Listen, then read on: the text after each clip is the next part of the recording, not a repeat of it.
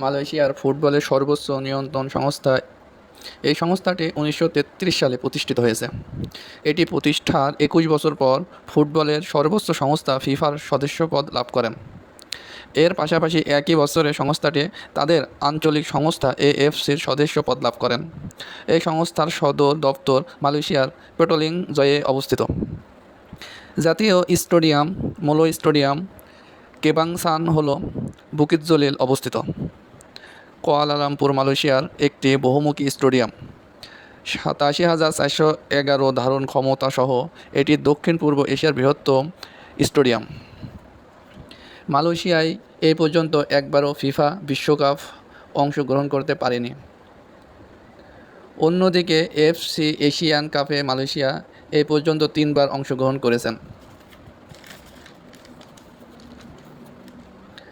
আন্তর্জাতিক ফুটবলে মালয়েশিয়ার প্রতিনিধিত্বকারী পুরুষদের জাতীয় দল, যার সকল কার্যক্রম মালয়েশিয়ার ফুটবলের সর্বোচ্চ নিয়ন্ত্রণ সংস্থা মালয়েশিয়া ফুটবল অ্যাসোসিয়েশনের দ্বারাই নিয়ন্ত্রিত হয়।